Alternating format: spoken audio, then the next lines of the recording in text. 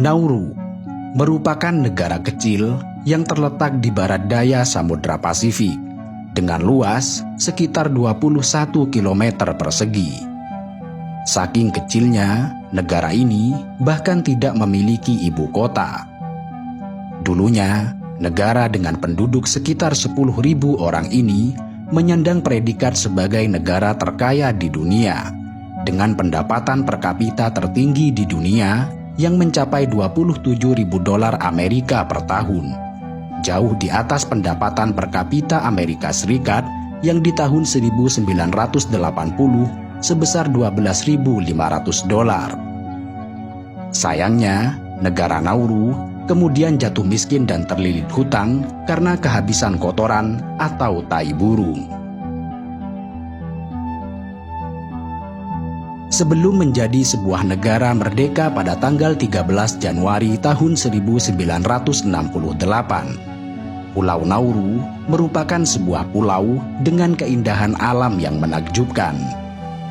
Kekayaan utama negara ini mulai terjadi sejak ribuan abad silam ketika pulau kecil ini menjadi rumah singgah bagi burung-burung yang bermigrasi antar benua.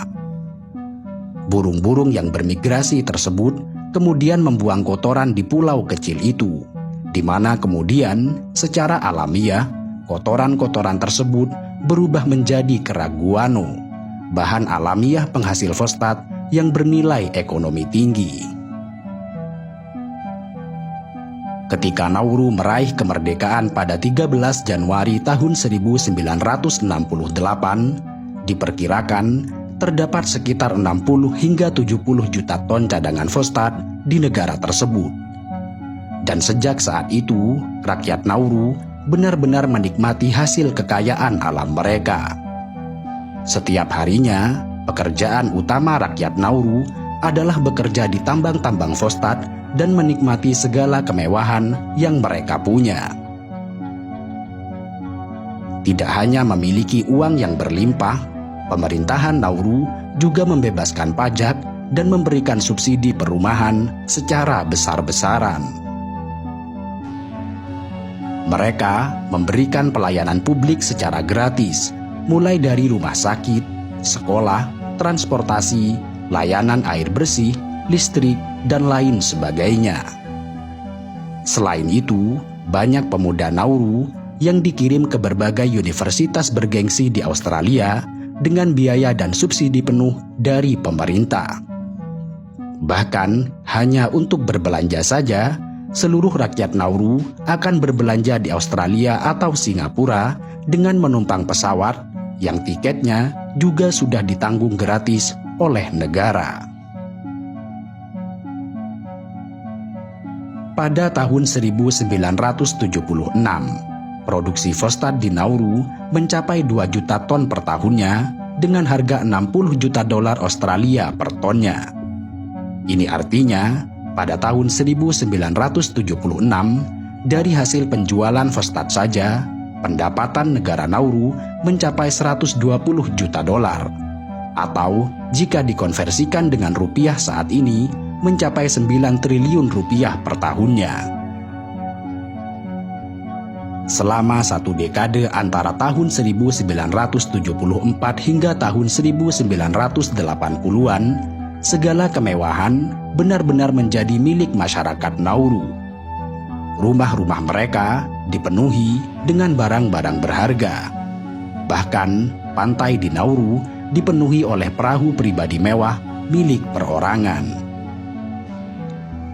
Karena terbuai dengan segala kemewahan itu, rakyat Nauru menjadi lupa bahwa untuk mengelola keuangan, seseorang harus belajar dan bersekolah.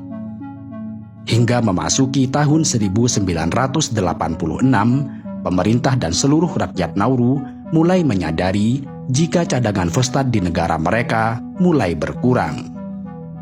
Pemerintah Nauru yang kebingungan lalu memikirkan cara bagaimana mengelola keuangan negara mereka yang nilainya miliaran dolar. Tetapi sialnya, tidak ada satupun dari warga Nauru yang dianggap cakap di bidang ekonomi, keuangan, maupun investasi. Sehingga mereka menggunakan jasa konsultasi asing dengan biaya mahal untuk mengelola keuangan negaranya.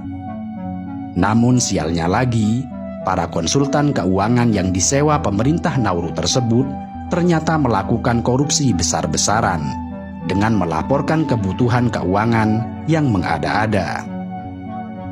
Akibat dari persoalan keuangan itu, pemerintah Nauru kemudian mulai berani berhutang dengan jumlah 239 juta dolar. Dan karena dianggap tidak mampu membayar hutang-hutang negara, banyak aset mereka di sejumlah negara itu disita pengadilan. Hingga akhirnya, pada tahun 2002, Nauru dinyatakan sebagai negara bangkrut. Dan yang lebih menyedihkan, Nauru tidak hanya bangkrut secara ekonomi. Tanah-tanah di Nauru sudah tidak bisa lagi dijadikan lahan pertanian dan perkebunan karena telah rusak akibat pertambangan. Belum lagi, laut mereka juga ikut tercemar akibat limbah tambang. Sejak saat itu, hidup rakyat Nauru benar-benar bersandar pada bantuan FAO melalui makanan siap saji yang kaya karbohidrat, tinggi kadar gula, dan bahan pengawet, yang berdampak pada meningkatnya penderita penyakit obesitas yang parah di negara tersebut. Nauru dengan segala kisahnya ini menjadi pelajaran penting bagi kita, bahwa kekayaan alam yang telah dianugerahkan Tuhan kepada kita harus dikelola dengan arif dan bijaksana demi keberlangsungan masa depan negara kita.